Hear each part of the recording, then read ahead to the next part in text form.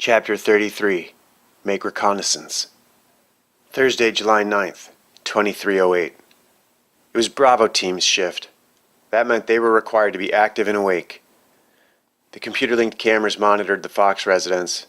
The agents running them would hear the automatic alerts at the exact same moment they informed Stanwood, Miller, and Dunkirk. King and the rest of Bravo Team sat around the dining room table playing spades. Alpha Team was racked out in the other rooms, enjoying an early afternoon siesta. King's partner, Washington, passed the cards to Welter on his right, who cut the deck. Washington began to deal. "And no more table talk," King said, smiling.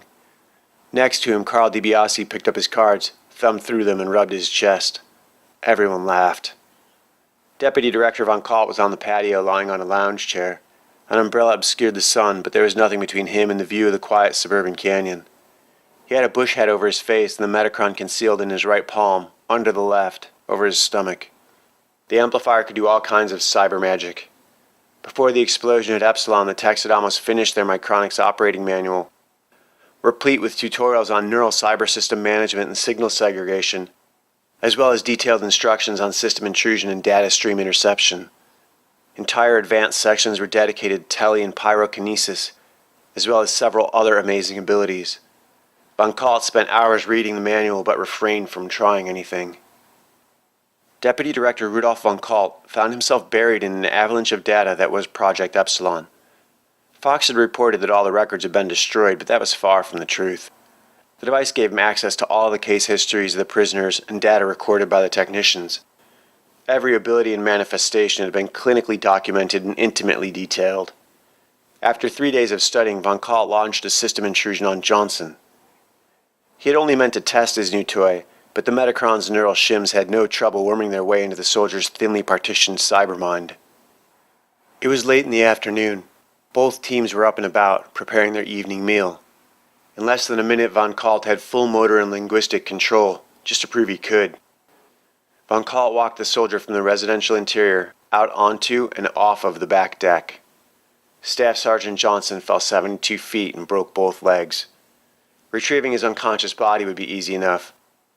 Looking down at the staff sergeant from the balcony railing, King volunteered to drive him to the nearest emergency room, since Johnson was Bravo Team's pilot.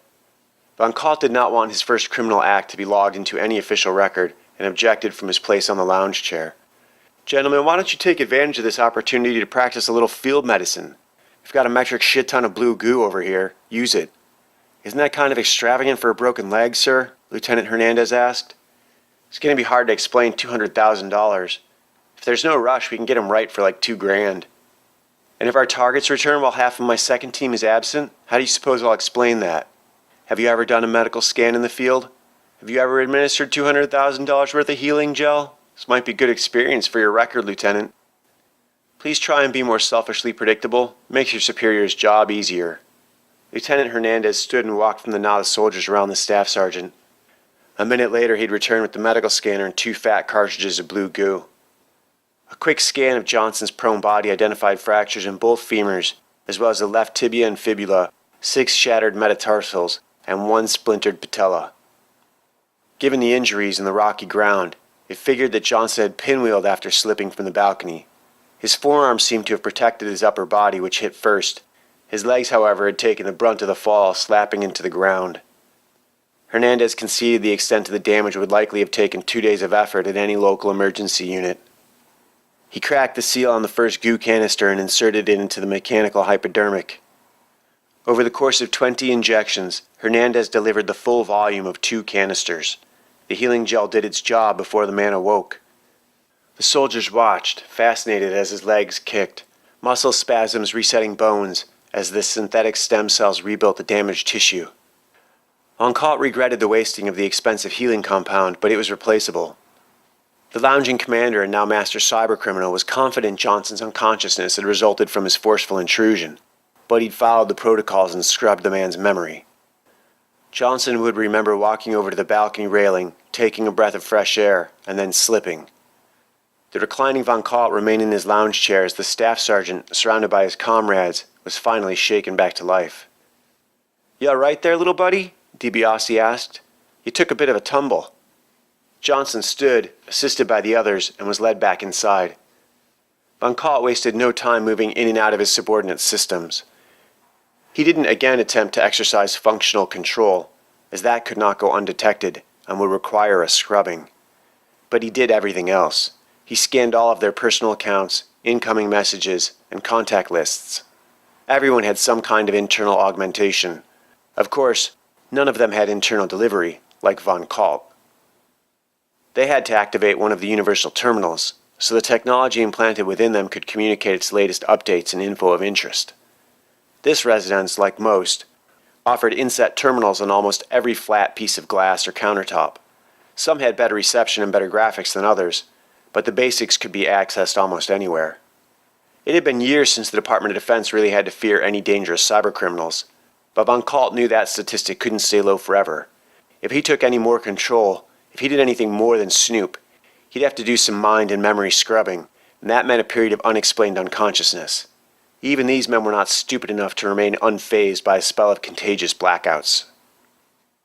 It was the power of the 40,000, the power of the convicted. Von Kalt held them in his palm. Fox would be no match for them. He'd already solved that issue. It was the knowledge of the other, the Micronics, the device Pierce had taken. He had seen it there at the Fuji Dozo briefing. He had seen Pierce take it and go over the railing, as Johnson had. He had seen it. When he went to the Fox home, when he opened that drawer in the daughter's bedroom, he had felt it. He'd been holding the Metacron in his hand, so clearly he could not have reached out and picked up the Micronics with that hand. He had indeed seen the original prototype lying in the drawer in Ashley's dresser. He had also seen the prototype in his hand. For some reason, it only occurred to him now, a week later, that he had two hands. But even now it hurt his mind to think of moving the Metacron from his right into his left in order to pick up the Micronics. It was named the Micronics. It could only be held in his right, in his dominant hand, but the Metacron was in his right hand. His mind knew on some elemental level the single hand could not hold both amplifiers. That, of all things, was utterly impossible. Von Kalt did not rise from the lounge chair, even to relieve himself, until well after midnight. King's false identity had been in place for years, a standard Merc package of storage drives and sensory amplifiers that he mostly ignored. His own amplifier, one of the first copies of the Micronics, rested in his pocket, undetected by Von Kalt, granting King access to power far beyond what the newbie was capable of. King let the deputy director explore. If necessary, he was close enough to take action, if it came to that. For now, all he had to do was watch the watchers. It was frustrating being unable to communicate with Ross, Croswell, or Snow. Fox had long ago established a radio silence protocol if the amplifier network was ever compromised. Von Kalt's not-so-secret possession of the device was ominous, but not completely out of control. King hoped they'd found Fox, or his trail. None of the men present had any inkling as to the doctor's whereabouts. They had all been assigned, as had he, the day after Fox vanished. It seemed clear to King that the key to finding the doctor lay in finding Von Kalt's last contingent of bodyguards. Ross had footage of them handling the rendition, so they had probably been given the task of guarding the doctor as well. After Von Kalt walked Johnson off the deck, King had changed his mind. This was definitely the best place to be right now. When the time came, he'd be very useful next to the deputy director. Thursday, July 9th, 2308. Von Kalt used the restroom and returned to his investigation of the camp, moving through the registry servers, the wired teenagers, and their souped-up counselors. He looked for anything that might even resemble a hint of the Fox family, but the data was clean. He went back and combed through it all again. The transports had delivered the children to this facility. A second private shuttle had delivered their mom, no less than 3 hours later. They had to be there. Finally, he realized his mistake. It was an unregistered net user that caught his attention. He'd been looking for some trace of the mother and her children, but if their attendants were discreetly being covered up, he needed to be looking for the gaps. Someone had gotten on the terminal and accessed a GamerStream account, but the user was not logged into the lab's access tree. Von Kalt quickly found the user's history, and that it mirrored the science program's assigned lab hours. He figured, given the game's accessed, and the fact that the camp was geared toward 8 to 10-year-olds, this was most likely Fox's son Jeffrey. Using the same process of elimination, he quickly found similar discrepancies in 2 other groups. Like the science camp, the gymnastics program had a roster for 44 people and matching room assignments, but 45 people were clicked through the cafeteria at their assigned meal times. 45 people were reported attending the daily functions, but there were only 44 names on the daily roster. He found the same anomaly in a martial arts program. All 3 programs fed and housed someone whose name never appeared in any of the daily logs. It would almost have been better for them to use an alias. Von Kalt wondered why Fox hadn't chosen to give his children an alias to better protect them. A moment later, he realized the answer. Pride.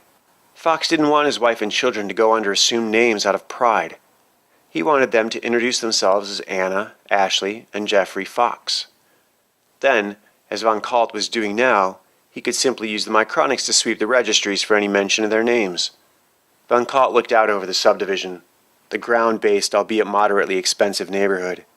He wondered why Dr. Fox had insisted on living here. He could afford a perfectly protected castle in the sky. His children would be safer that way. The edges of Angel City hovered overhead, replacing half the stars with their own blinking and twinkling lights. The answer came to him like a bolt of lightning. The Micronics could not have fallen from the balcony of Fuji Dozo to land at Ashley's feet if she lived in the sky. Von Kalt dismissed the idea as ludicrous. Fox family had been living at the same residence for over a decade. There was no way Fox planned Fuji Dozo over 10 years ago. Whatever Fox's reasons for living on the ground, he wouldn't have hesitated to take advantage of the fact. Von Kalt paused. He needed to think clearly. Fox had created the Micronics and by default the Metacron.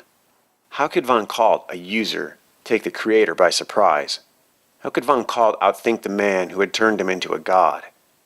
Perhaps Fox was already listening, hearing his every thought, able to read the history of everything he had done since taking the Metacron. Perhaps Fox had let him take it.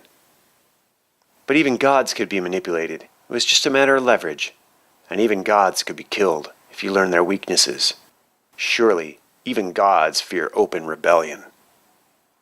Having devoured Anastasia Zelina's infamous case history, as both a spy and later as a special operations officer, Von Kalt suspected she most likely volunteered as an assistant to the martial arts camp.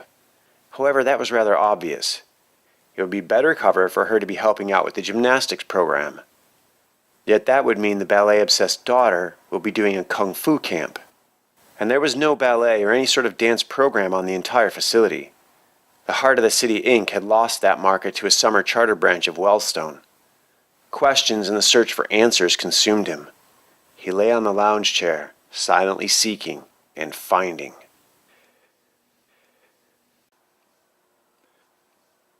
Chapter 34. Kitsunegari, The Fox Hunt. Friday, July 10th, 2308. Ross sat at his desk while Secretary Croswell stood nearby. The communications terminal lit up with the incoming call they'd been waiting for. Ross transferred it to his monitor, illuminating the images of Anastasia and Dr. Tay in Jerusalem. I was just explaining to Dr. Tay that our friend has gone missing, Anna said. Missing, Tay echoed. Ross nodded. Stanwood's goons gassed a cafe. Who is Stanwood? Dr. Tay asked. Back when you were working out here, he was Senator Miller's right hand. He's a national intelligence director now. They say that bad luck often comes in threes, Tay replied. Von Kalt, Stanwood's right hand. Yeah, 3, Croswell agreed. I say it's time we got rid of them, but Fox says no, Ross answered. If Fox is accused of murder, perhaps murder is not the solution, Tay suggested. I guess it would depend on your definition of the problem, Anna replied. Right now the problem is that he is missing, yes? Tay asked. I think I can help with that. I have always thought the key to finding anything lies as much in where it is not, every bit as much as where it might be. The hell does that mean? Croswell asked, leaning forward. I mean, where would Stanwood not keep Fox? Tay asked. He'd keep him away from Terrellium, Ross answered. And that means far away from any city, Croswell added. We just need to find Stanwood and make him tell us. Anna said. We can't do that. For one, we can't prove he was involved. And he still has the president's ear, Croswell said. We have the footage of Von Kalt, and I still owe both of them for what they did to my arm, Ross countered. I put King on Von Kalt. If he pays Fox a visit, we'll know about it. I'm telling you, we can find Fox. No problem. Stanwood has already told us where he will be, Tay asserted. How's that? Ross asked. As you said, he won't be in a city or around other people. He won't be over water or around any metal at all. That would mean the desert most likely. He won't set up in the forest. He'll want to be able to see someone coming, Croswell said. He might have gone underground. Literally underground, Ross suggested. He'll be somewhere he can go unnoticed, which eliminates all military installations. He won't risk that with me as Secretary of Defense.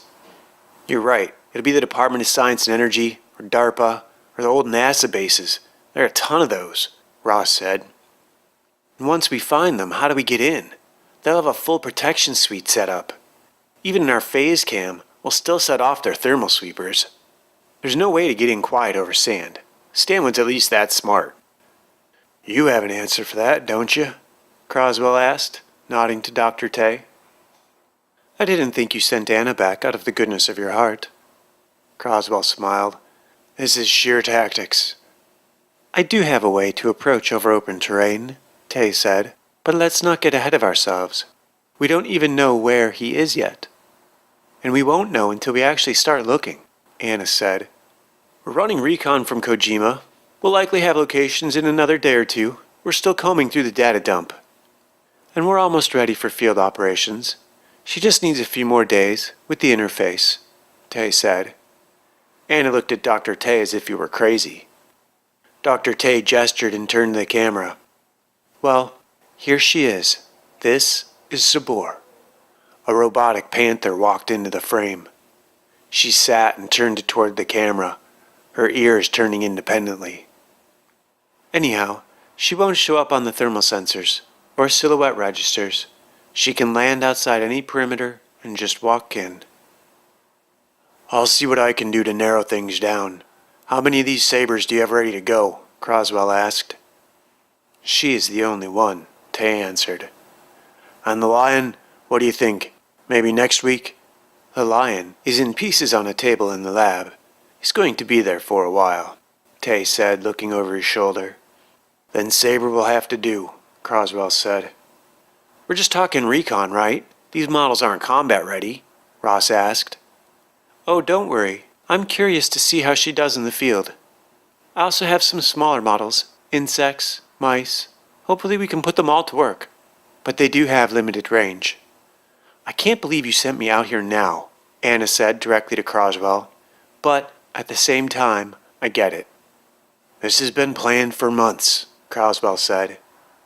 My husband's abduction has not been planned for months. Technically, he's Anastasia Zelina's husband. You are Captain Annalyn Snow of the United States Marine Corps. And why are you always in my shit anyhow? I'm doing the best I can, same as you. Doing everything I can to protect you and your children, and it's a full-time job. Croswell was smiling, clearly putting her on. And what do I get for it?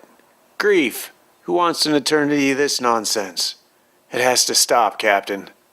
Croswell was smiling, shaking his head. And you're the only one he listens to anyhow. Why haven't you talked any sense into that husband of yours? Anna sighed. He doesn't listen to me any more than he does to any of you. The only way she stays with him is that she doesn't ask him any questions, or give him any advice, she countered. Well, we need to test the cat, so let's test it. This will be a great test, Ross said. Is Fox in on this? Anna asked. Is this some kind of ploy to get him political points? Playing the victim card? Croswell shook his head. I can't believe you would even say that. He looked her in the eye, across the telecom channel. No, I promise you, none of this is planned. This is not a test. I swear on my mother's grave. And President Conway approved nothing. I know for a fact. Stanwood is running his op off book. And since there's no reason to believe he wouldn't send someone after Dr. Tay, the best place for you is exactly where you are. You said that, Snow pointed out. It's still true. Croswell answered.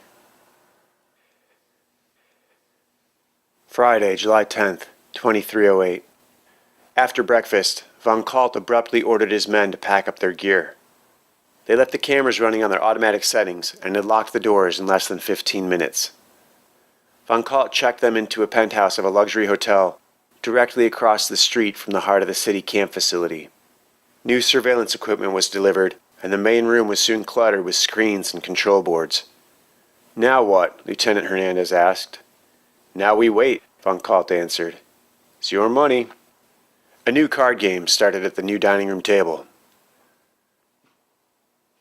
Ashley's Journal, Saturday, July 11th, 2308. I've tried not to hurt anyone since Jason, but today Sihing Shu got in my face about it. I was taking it easy on this kid, Anthony. I could have beaten him, but I didn't want to. After 2 rounds of nothing, Shu asked me why I didn't just hit him and get it over with. I said, "Why don't you hit him?" He didn't laugh. He said something like, "He's half my size. He's no challenge for me." I looked him right in the eyes. "You're twice my size, and it wouldn't be fair for me to beat you up either." Only I didn't actually say it. I thought it. I wanted to say it. I think he got my meaning, because he turned around and went to talk to Anthony. Lots of them were watching. None of them talked to me. I don't know whether to be happy or sad about it. Either way, get what Mrs. Rayburn meant. There's a lot more to life than ballet. That much I do get. When Shu blew the whistle to restart the match, the 3rd round, I moved so fast. No one saw it coming. I kicked Anthony in the chest, hard and fast, swinging my foot like they showed us. He landed on his back with a whoosh. Then he started flopping around like a fish out of water. The whole place got quiet. For a second I was afraid he was going to die. Shu helped Anthony sit up and softly tapped him on the back. And soon enough he was breathing again. Once Anthony was okay, Shu gestured for me to step out of the center of the ring and raised my hand, winner by technical knockout. I remember he looked at me like I'd been hustling him, and he asked me, "You're a martial artist." "I'm a ballerina," I said. He said, "Ah," and smiled and nodded. He explained that I'd knocked the wind out of Anthony, and that when he flexed his diaphragm, it was like he was tugging at the door of a refrigerator that was just closed. I asked him if it was permanent. He laughed and said it was no big deal. Anthony'd be fine. I felt a little better then. I'm just glad I didn't kick him in the face. Sunday, July 12th, 2308. Fox sat in his plastic cell, meditating. He wondered about the physical necessity of the interface at all. His previous research showed that beryllium saturated the human body, as well as the airspace in an area and any metallic objects in its immediate environment. He focused, but there was nothing. In a strange place, he needed the amplifier to make a connection. There was no way around that. Over the past week, he'd come to understand that he was housed in a plastic structure inside a large warehouse or barn, constructed of wood and cement. His guards could be heard lounging nearby. In the mornings, the sun crashed through the rooftop skylights and illuminated everything. The walls of Fox Cell glowed with an opaque brilliance. The sun moved across the sky, and eventually everything got dark. The building had no internal electricity, so once night came on, it came on in full. The cell was outfitted with surveillance cameras running optic lines to a remote server, and wirelessly streamed back to the monitors at the nearby observation lab. Other than that, there was no metal anywhere nearby. Fox was fed twice a day, once in the morning and once at evening, through a plastic airlock. He never saw any of his guards. There was a small bathroom attached to his cell. The water pressure was weak, but it beat the single drain alternative. Mostly Fox sat. He sat and he thought. He thought about the micronics and the metachron, and he listened. Fox listened to everything. He could hear birds from outside, a small family of them in one of the ventilation ducts. During the first night, his hearing really seemed to increase. He could hear desert insects in their nocturnal hunts. At one point, a rat came into the warehouse. Fox heard it far earlier than the guards, who spotted it using night vision lenses and shot at it, but missed. Fox relaxed and let the sounds come to him. He didn't chase them. He just let them come. He could hear the guards on their patrols about 100 meters from the warehouse. There were 3 other buildings, 2 to the north and 1 to the east. as well as a low foothill to the southwest. As the guards passed behind the buildings, their footsteps were either muffled or reflected back. As they passed by the base of the hill, the sound vanished almost entirely. Fox came to know these guards as well. Mickey was a wizard with a deck of cards. The cook was an Indian man named Vikram. The men thought he was some sort of semi-retarded culinary genius.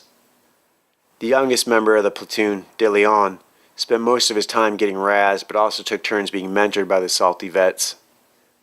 Fox was astonished that Stanwood would assign an entire platoon of what were clearly some of the country's most elite soldiers just to guard him.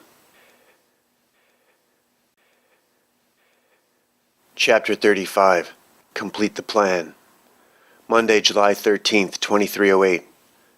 Much like he had in the canyon, Von Kalt spent several days occupying a patio chair and hardly moved.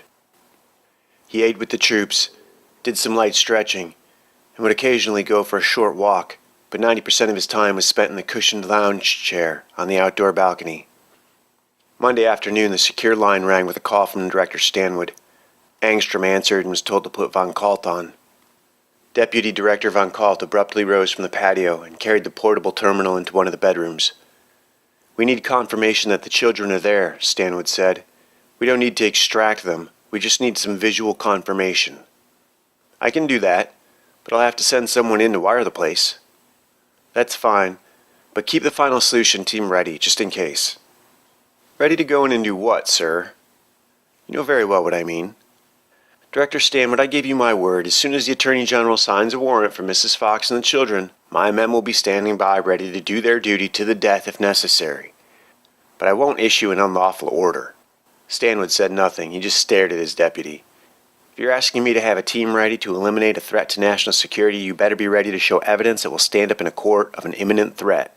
My men aren't going to go wax this guy's wife and kids in a metropolitan camp. And if you send us in there on a rendition without warrants, you know damn well it'll get messy. What are you afraid of? We're talking about 2 kids and a housewife. Take more men if you think you need to." "Sir, as your second, I have access to all the same information you do. The same presidential access applies to both of us. While I can't tell my men due to their security clearance, I can tell you, and I'm telling you. I think this is Fox's version of an ambush. The more men we send, the more body bags we're going to need. I will note your formal protest, and add my own footnote that I heard fear and cowardice in your voice, Commander." "Fear and cowardice? You want subtext? Go fuck yourself. What are you hearing that?" "Shall I interpret that as a formal resignation? Whatever happened to no women, no kids? Whatever happened to following orders?" "That's what I'm telling you. This rendition will fail. There's no way we can take them alive." Stanwood scowled at Von Kalt. "You took the doctor. The doctor! You, Deputy Director Rudolf Von Kalt, took down the man who can kill with a thought." Von Kalt rolled his eyes. "We can't gas a camp facility. We can't set the dosage low enough for the kids to survive and still knock out the adults. We should wait until the program ends and pick them up at home." "Planned this, I know he did," Stanwood muttered. "Oh, he's still not talking then?" Von Kalt surmised. "That's why we need leverage. Please tell me you understand. Look, our only option here is a covert intrusion on spider lines. They have limited internal surveillance, so we'll have to install new cameras at night and watch during the day. We're not even certain they're in there yet. I've scoured all their internal documents and there's no actual proof, just gaps where the proof should be. No one wants to kill a mom and her kids. That's insane and would serve no purpose. You have to bring them in alive," Stanwood said. "Glad we can agree on something," Von Kalt replied. "Keep me informed." Stanwood reached out to switch off the channel. "Wait, before you go. The 3 a.m. in Black Willow files. Fox's daughter, Ashley. Is that not the same little girl in those exercises?" "I've reviewed the Black Willow data extensively, and I have every confidence you will keep all classified material to yourself."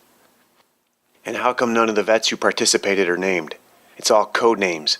I couldn't find proper name file anywhere." "Who, the vets?" Stanwood asked. "The subjects, the aggressors, and the defenders. I get the code names, but the original name file, where is that?" "Project was sealed at the presidential level. Only he has access to it. Since he's never accessed it, our permissions aren't enough to scan it."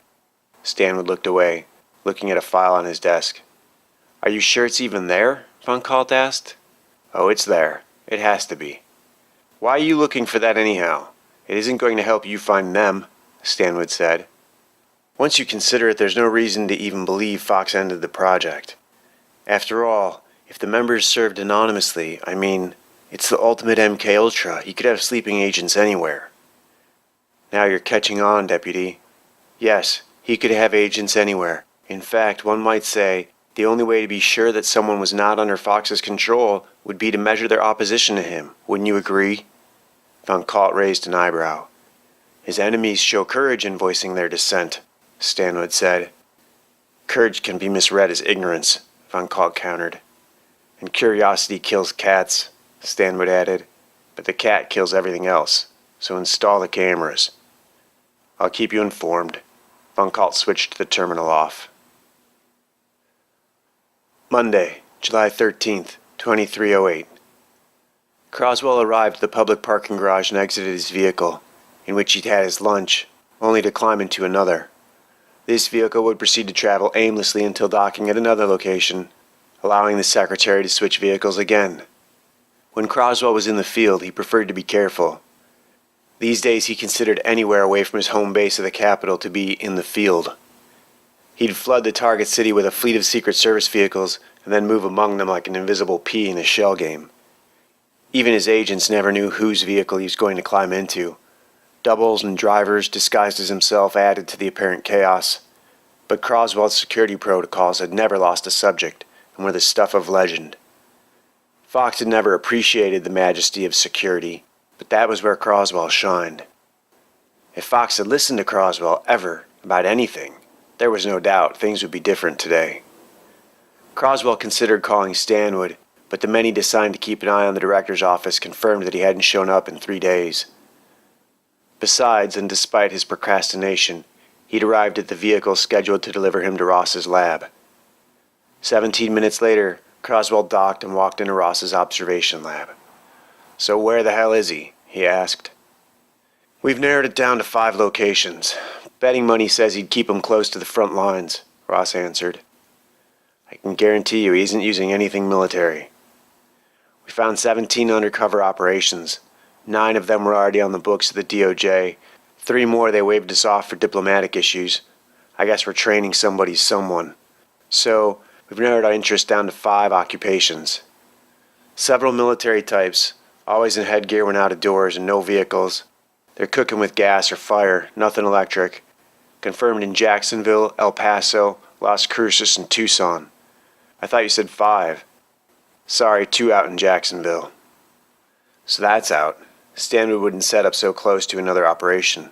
What about Barstow? He won't risk it, and China Lake is out too. That's Fox's home turf. Stanwood is old school. He'll have at least 20 boots on the ground, and it won't be a known operations facility. My money is on Houston or Colorado, Croswell said. Get this, and this is why we included Jacksonville. They all test their jamming equipment for 60 seconds, every night at 2:40. How do you know if there's nothing to jam? Ross looked down. I put resources in play. Please tell me you did not activate anything that generates any kind of fiscal or paper trail. Croswell raised his hand to his forehead, pinching his brow, massaging his eyebrows. No, just the geosyncs and some gliders, Ross answered. Oh, sure, okay, that's fine. Croswell waved a hand sarcastically. We were over all 17 locations all night. These 5 squeaked for 60 seconds, all at 2:40 a.m. Could be he's running multiples, Croswell suggested. I'm guessing this is Miller's hand to play, and I bet every one of them is a minefield, just waiting to get tripped, Ross said. So we drop in under the cover of darkness at 2:40 while they're blind for a minute, Croswell surmised. It's about the size of it, Ross said. Without vehicles and jamming the frequencies during a fight, what's their endgame? Most likely, kill the hostage, fight to the death, and a ballistic enema. That cleansing fire. No more than 180 seconds after hostilities erupt. We can't go in numbers. Even invisible and airborne, this is a very dangerous op. They're waiting for us. Likely they're all wearing custom lenses. Stanwood knows what he's up against, Croswell said. He has no idea what he's up against, Ross countered.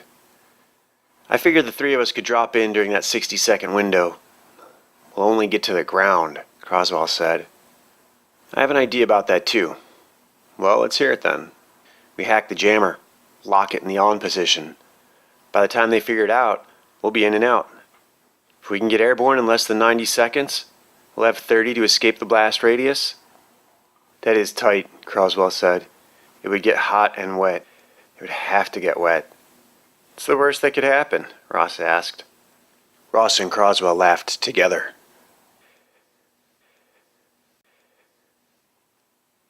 Chapter 36, Master of Sand. Monday, July 13th, 2308. After a full 10 days of near motionless meditation, Fox had a very curious experience. He'd been listening. He'd heard a rattlesnake out hunting lizards as the sun set. One of the guards was approaching the shallow wash where the rattlesnake was hiding.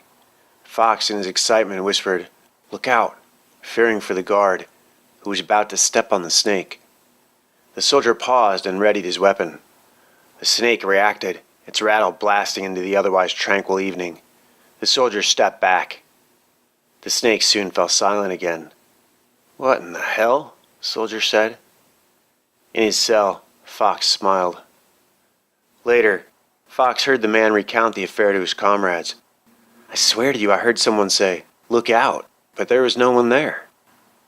Naturally, this was met with much laughter and ridicule. Then a hush went through the men. Fox suspected someone had gestured toward his plastic cell. After all, he hadn't even been given a name. None of them had seen him, none had spoke to him, nor he to they. His meals were passed through a chambered compartment. For all they knew, he was a terrorist of the worst order. Confirming his suspicions, the initial soldier spoke.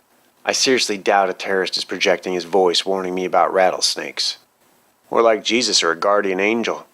"You ain't got no guardian angel, fucktard. All you got is that rifle and you should have used it. I heard rattlers good eatin'." "I ain't eatin' no goddamn snake." They laughed. Fox laughed along with the soldiers, but quietly, so as not to be overheard. Ashley's Journal, Monday, July 13th, 2308. This week we have classes on grappling. They're teaching us how submission fights work and the rules about tapping out. 2 days of wrestling, then jiu-jitsu, judo, and Krav Maga. It's gross. The boys are all sweaty, and I had to wrestle them. Luckily, though, it's all separated into weight classes, so I didn't have to fight anyone too much bigger than me. I was fine with the practical instruction, the fundamentals, but when it came to the practice matches, I did not want to be rolling around with them. I'm still mad about that. And for the second and third rounds of the wrestling matches, you have to start down. In my final match, I punched a kid, Thomas, hard. He was bleeding, he didn't get up. I got disqualified. You're not supposed to punch in wrestling. I elbowed him too, right before that, but it was totally his fault. He tried to put his hand between my legs. Then Lopez told me, "You have to follow the rules." "Or what?" I asked. "Or you get disqualified," he said. I laughed in his face. After dinner, I heard they have a nickname for me. Everest. Well, it started as Pinyin, which I guess is Chinese for Mount Everest.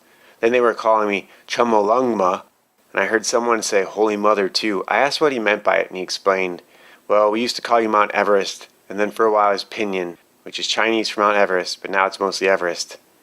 I know I already said that. I asked why. He said, "'Cause it's the highest mountain in the world." And then someone else yelled out, "Chumolungma." I hate that word. At least they smile and nod to me now, even if we don't talk a lot. It's like having a nickname. Everest, that's kind of cool. Like how my mom used to call me Twanjika. Monday evening, July 13th, 2308. Bravo Team's Lieutenant Chad Welter dropped into the camp facility a little after midnight.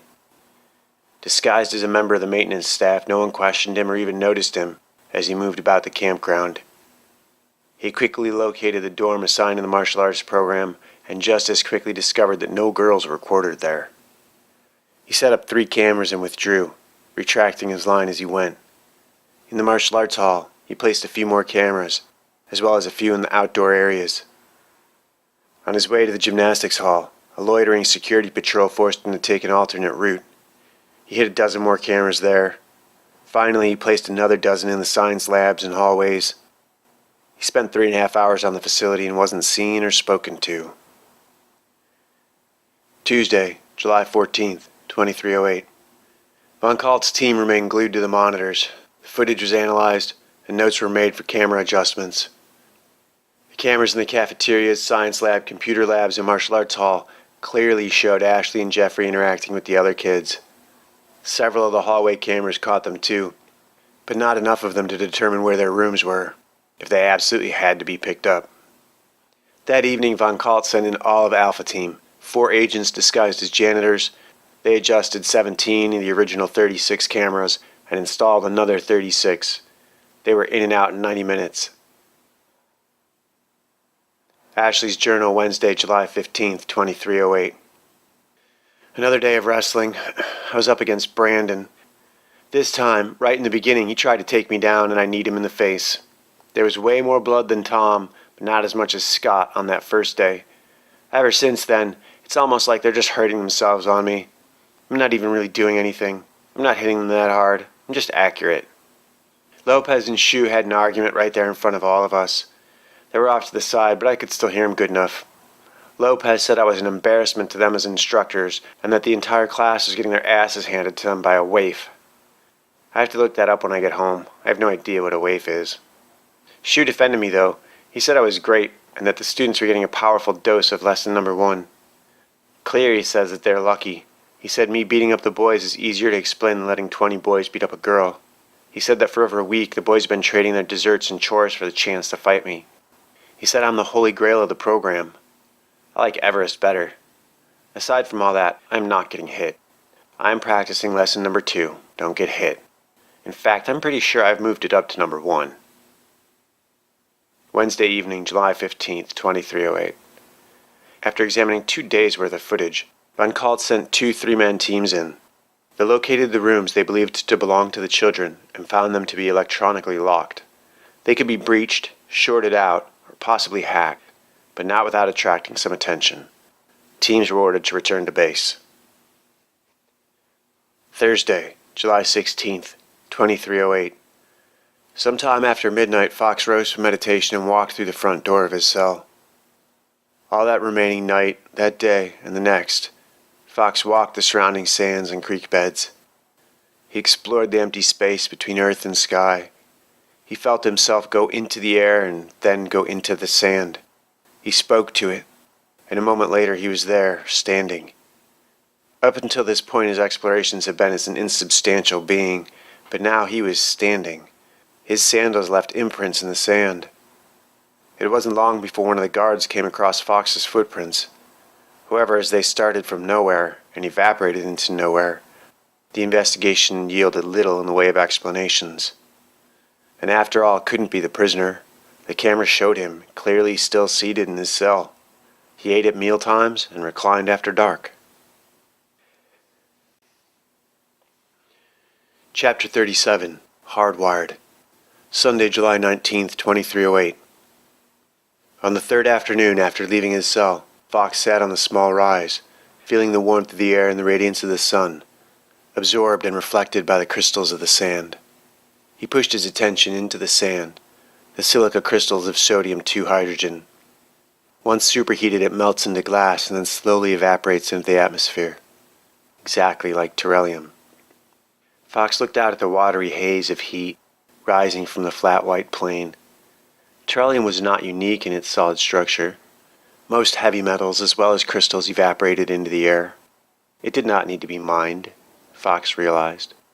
All atoms were once beryllium atoms, and that, as such, all atoms could be reverted back to their original state, fully turned on as beryllium. Fox thrust his hand into the loose grains. If he wanted, he could revert the atoms, and he understood that was how Epsilon had reduced itself to a single amplifier. Fox scooped up a handful of grains and let them run through his fingers. First they rained out as gold, then as silver, and finally as snowflakes, before evaporating completely in the heat of the afternoon. As the sunlight reached Fox on the 8th minute of its journey from the surface of the yellow dwarf star at the center of the solar system, Fox saw how each particle's life cycle was forever repeated. It broke free from the sun, perfect. It heated the atmosphere, and then the particle struck the sand itself, penetrating the silica, sinking and shedding disguises until eventually merging with the planet's terrarium deposits. The heat that was reflected back from the planet, or say from the surface of the moon, would continue to cool until settling somewhere. Fox saw clearly. He did not need an amplifier. Everything was terrarium. Everything was him. He was everything. He laughed. Ashley's Journal, Monday, July 21st, 2308. After getting disqualified 2 matches in a row, I tried to restrain myself a bit. I've been practicing what they teach us, and I'm working with the boys at their level. I'm actually putting forth a genuine effort to practice Miss Raber's advice. I don't know why, it just seems easier than fighting. This way we're all learning more than we could if we were fighting. With each other, the boys respond to everything with violence. None of their petty arguments are personal. They don't even know each other.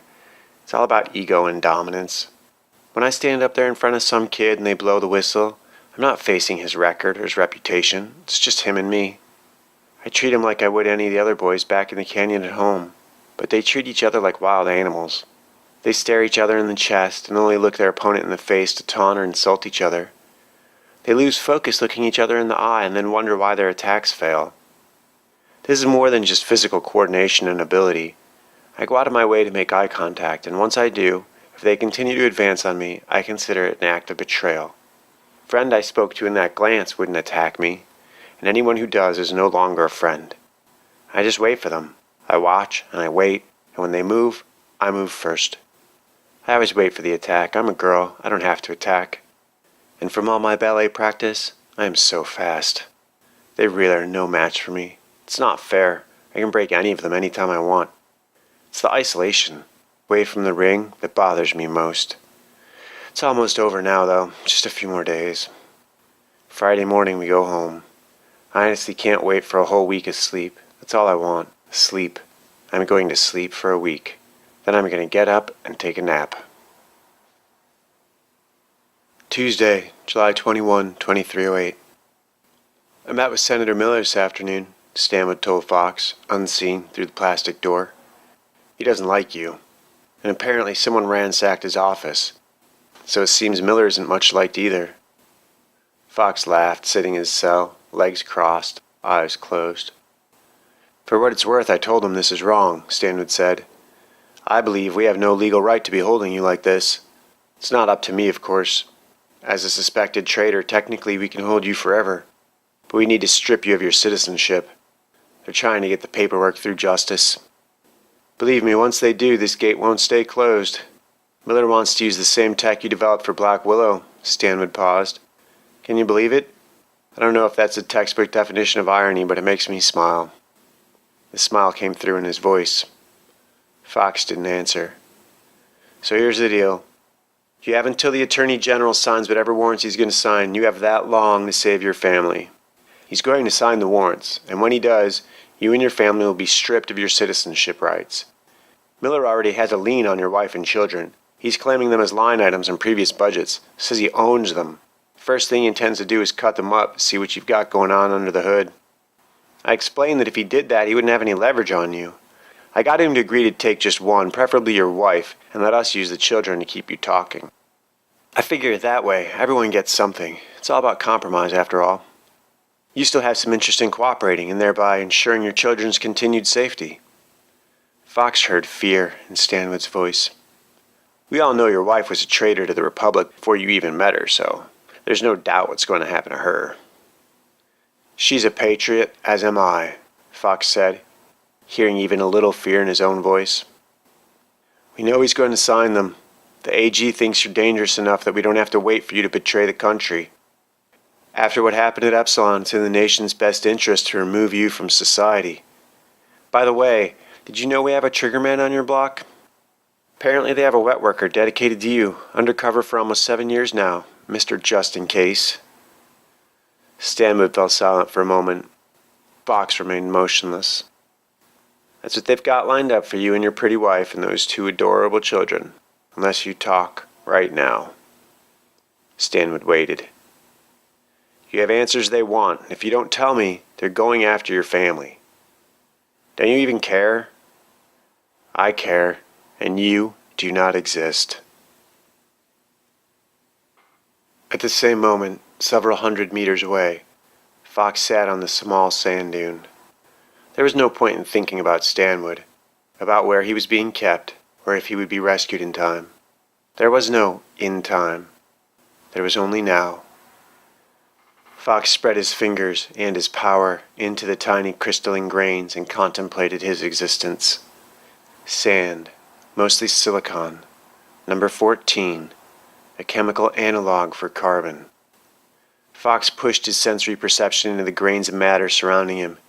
He could feel himself, he could feel the earth as himself, and at the same time, he could feel himself inside his cell, and he could hear Stanwood make his idle threats.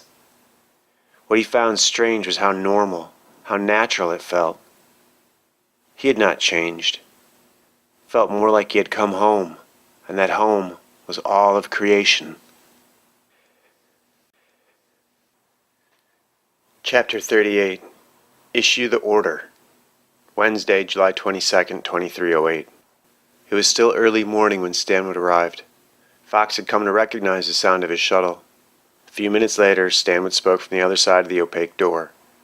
The Attorney General still hasn't signed your arrest warrant, but he will, and when he does, it's not just you. We're closing down everything. All your projects. Everything. Unless you tell me what I want to know. You can stop all of this, just say the word. Fox opened his eyes. The opaque door was closed. Suppose I were to cooperate. I would need you to swear to leave my wife and kids out of it. I'll see what I can do. You have to swear. You have my word. Then I guess you'll want the codes to my secret bases, Fox offered. Yes, Stanwood said, to start with. Well, there are 3. You need to get to work rather quickly. 7 in total. Oh wait, 9. Just find my Chief Operations Officer, Angus MacPhail. Angus MacPhail? Stanwood asked. Yes. Where will I find him? Stanwood asked. Glasgow, usually. He's a security consultant. Schedule a lunch with him and ask about the Manx Kipper Rouge. You have to get this just right. If you don't get the code word right, he's understanding orders to destroy everything. Tell him you heard it was good, and ask if you should try it. The Manx Kipper Rouge. Yeah, just like that. He's got the keys to the 3 units we have in the UK, and all our research material, all my secrets, everything hidden on the Midway. After that, you should go see Henry Porter. He keeps rooms at the Anserini Chen Lounge in Dresden. You can find him any time during the annual snipe hunt, which is basically all summer. We've got an industrial park just over the border in Czechoslovakia. Walpertinger Industrial Park. He's the only guy who can get you across the checkpoint. Okay.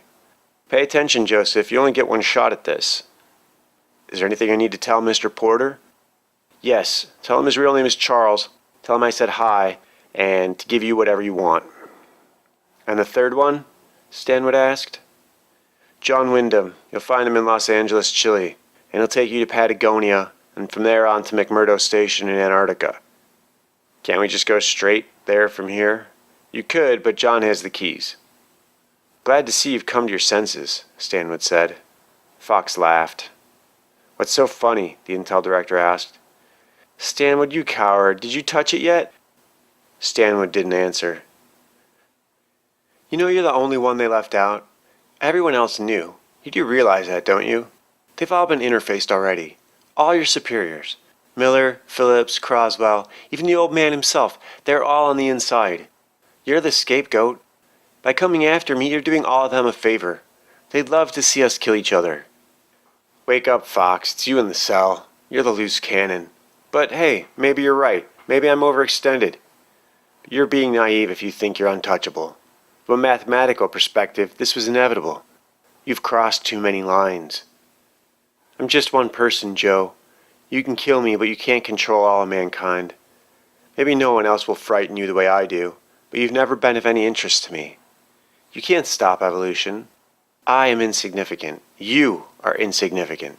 You have no real power. By the way, I've cut off your access to my networks. I found the hole you were exploiting. You won't access President Conway's footnote files anymore. Stanwood remained quiet. You thought I wouldn't figure it out? Fox asked. Bite me, Andrew, Stanwood retorted. Look at us, Fox continued. Here I am helpless, locked in a cell, but you're so scared you can't even face me as a man. You need someone else's approval, someone else's permission to shoot me while I'm handcuffed. Tell me, who's the coward here? I'm not afraid of you. Then open the door. If I'm not who you're afraid of, who is it? I'm not stupid, Andrew. We're going to find the prototype, and then we won't need to keep you around. It will all come out in the wash. Fox burst into laughter. You idiot. It was in my pocket. When your men arrested me, it was in my pocket. You're worried about evidence and procedure? There's not going to be any trial. I'm a national hero, you moron. The cover-up has already started, and you, my friend, are not invited to the after-party. That's impossible. I think it's more likely your own men don't answer to you. I'm going to go check out your info. This will go a long way in your defense. Good. God, what would you do without someone to double-check all your decisions? Fox laughed as Stanwood stomped from the cell door. Obviously, Stanwood's number 2, Von Kalt, was in possession of the Metacron now. How long would it take the Metacron's new disciple to seek him out? Would he even bother? He might go after Ashley. After all, she has the Micronics now. Fox could never have predicted the Metacron's appearance. It could unbalance everything. To think Ashley, to think she, a mere slip of a girl, could be ready for what Fox knew must be coming. He had miscalculated terribly. Fox feared the Metacron had entered a transition cycle, like a caterpillar going into a cocoon before emerging as a butterfly. Fox remembered that butterflies had horrifically short lifespans. They were terribly beautiful for a horribly short period of time.